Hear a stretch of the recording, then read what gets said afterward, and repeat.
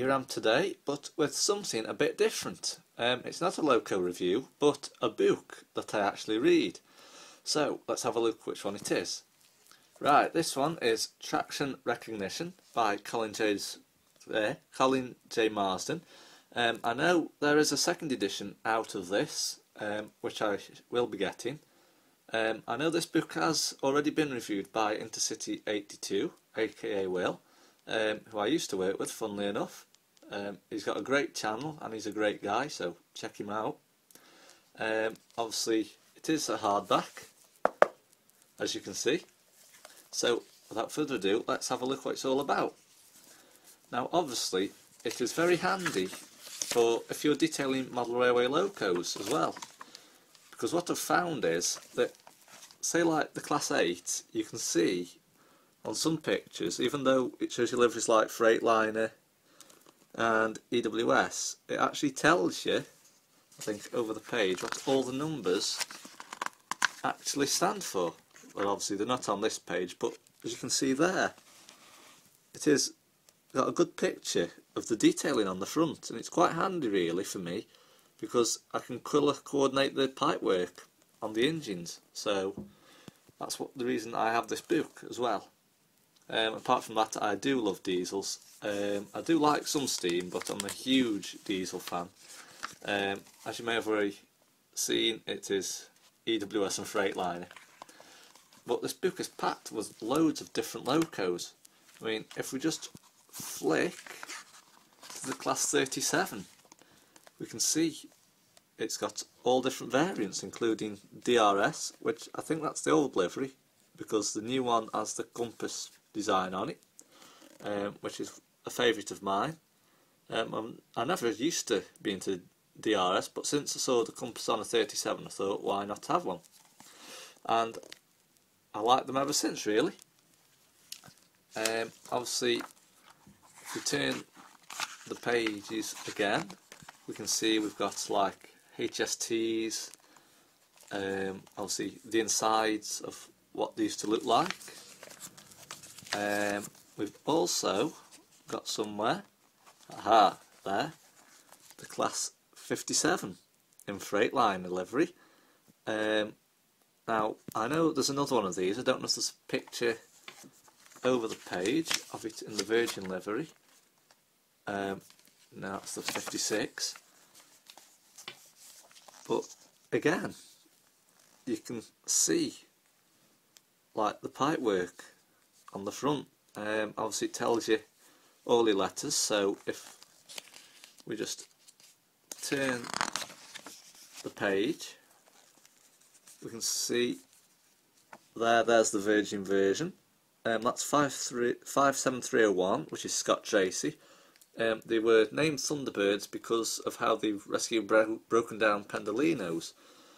I'm not too sure if they rescue the Voyagers, but if anybody does know, please leave your comments below.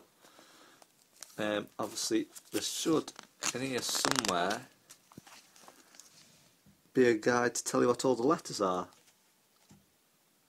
Oh yeah, it's just there. It says there, right bottom. I'm not too sure if the camera's picking this up. Obviously, it tells you that F, which is just there, is the cab radio. So we'll just have a look what else is in the book. Obviously, we've got the Class 58, and from what I gather, most of these now are in different countries. I think EWS used to own one, or was it EWNS?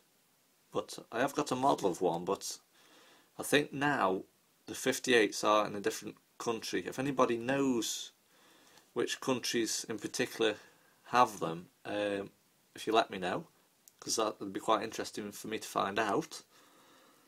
Obviously, we've got pictures of them.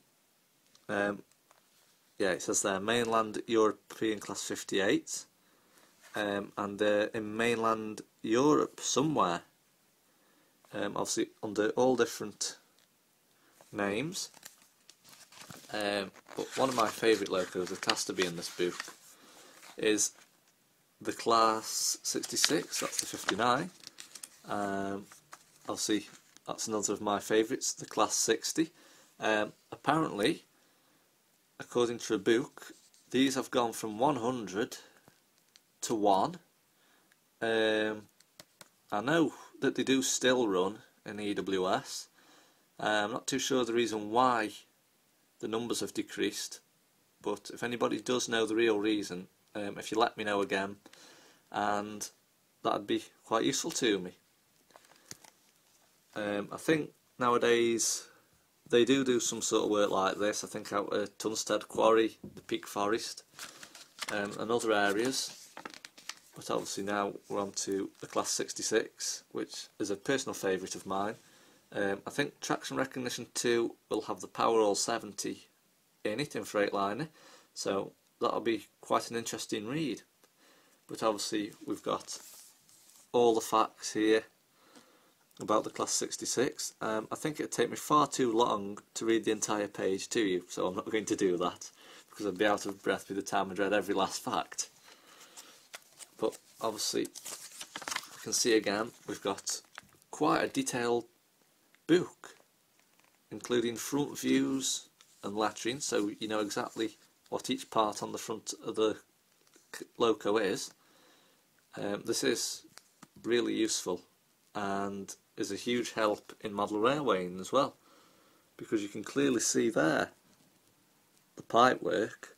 So when I'm detailing my locos, I have this book in front of me sometimes, and if there's some extra parts that say aren't in the accessory pack, then you could just open the book to this page, look at the front view and see what you've missed off. But obviously again, we've got side views with all interesting details of the loco. Obviously there again, what everything is on it, and it is a really outstanding book and it is well worth the money. I tried for absolutely ages to get this book from my local WH Smith, but in the end I ended up getting it from Buxton. It was a one-off. It was just there sat on the shelf, and I thought, right, I'm going to have to get it because I've been after it for far too long, and it was one that I really wanted.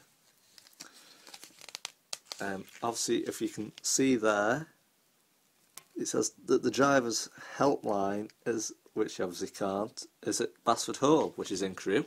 I've actually been on a guided tour of their yard, and I've got to say it is impressive.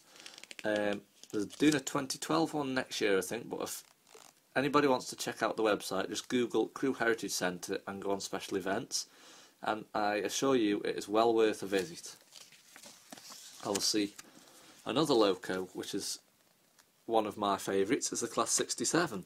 I never really knew much about this class until I saw one in Crewe parked up one night, which was just by the station. I just happened to look over the wall, and it was just there on a platform waiting. I think it was letting an express train out, I'm not too sure though. From what I've seen of these usually operate mail trains, I think, around the Stafford area. So the model one that I have got will be pulling something similar on my layout. There's also the Queen's Messenger, which is like I think is it a brown-ish colour? Not too sure. And there's the Manager's train as well, which I think is like silver. I'm not too sure what that's for, but if anybody does know, like I say, leave your messages below. But obviously, if we go further on into the book, we can see we've got the Class 90 in EWS and Freightliner. No, that's EWS and that's Freightliner. And we've also got the first ScotRail livery. That has been seen in Crewe. It's part of the Caledonian Sleeper. I think it leaves Crewe at midnight.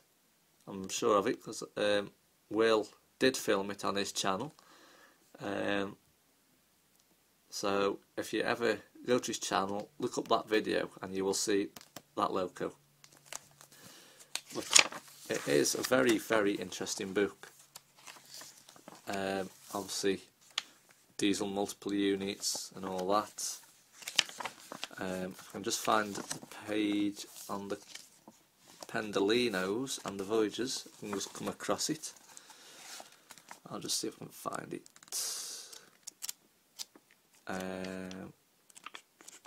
Where is it?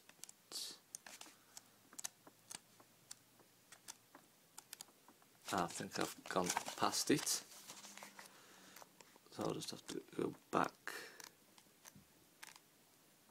Ah yes, it's here, the class 390 Pendolino. These can be seen all across the British Railways today. Well, I'm assuming they are. I've seen them operating across the West Coast Main Line mainly, in and around the Crewe area, Congleton, Macclesfield. So they're all over the place really.